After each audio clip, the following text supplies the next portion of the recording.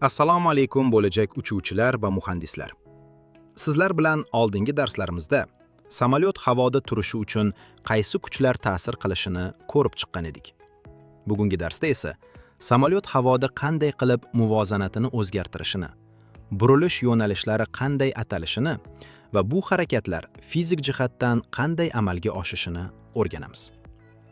Eslatma uchun. Samolyot muallaq turganda unga 4 ta asosiy kuch ta'sir qiladi. Ko'tarish kuchi, lift. Uni osmonda ushlab turuvchi asosiy kuch. Og'irlik kuchi, weight. Samolyotning yerga tortishish kuchi. Tortishish, tartish kuchi, thrust. Dvigatel orqali hosil qilinadigan harakatlantiruvchi kuch. Qarshilik kuchi, drag. Havoning harakatga ko'rsatadigan qarshiligi. Va bugungi mavzuyimiz manyovr. Samolyotning harakat tezligi va yo'nalishini o'zgartirishi manyovr deb ataladi. Samolyot havoda qanday qilib buriladi? 3 ta asosiy harakat o'qi mavjud. Crane, roll. Ko'ndalang og'ish, yonboshlash. Bu nima? Samolyotning o'ng yoki chap qanotiga qiyshayshi. Qanday ishlaydi? Qanotlardagi eleronlar, ailerons yordamida amalga oshiriladi. Bu burilish uchun eng asosiy harakatdir. Eslab qolish uchun.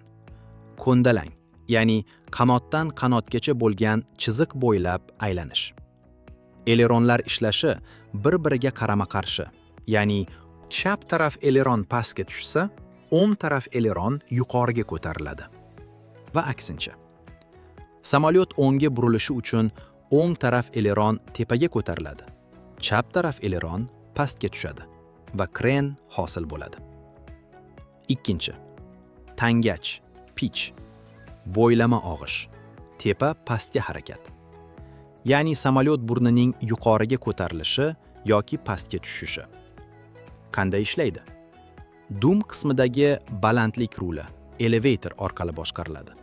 Shu orqali samolyot balandlikka ko'tariladi yoki pasayadi. Eslab qolish uchun.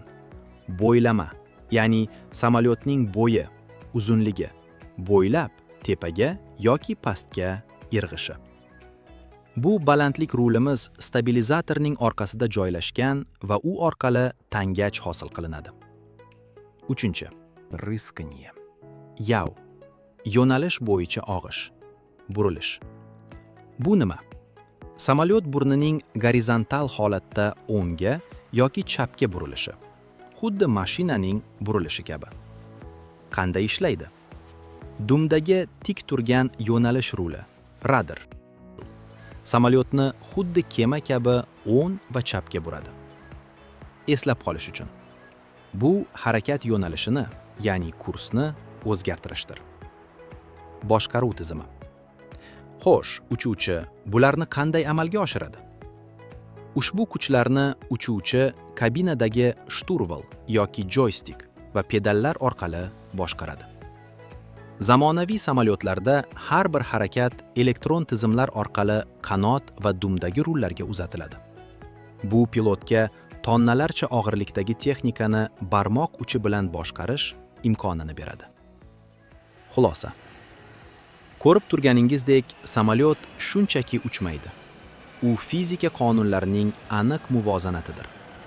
Har bir burilish, ko'tarilish va qo'nish bu kuchlarning o'zaro uyg'unligi natijasidir. Endi siz osmonga qaraganingizda parvoz ortida qanday murakkab va aniq fan turganini bilasiz. Obuna bo'lishni unutmang va keyingi darslarni o'tkazib yubormang.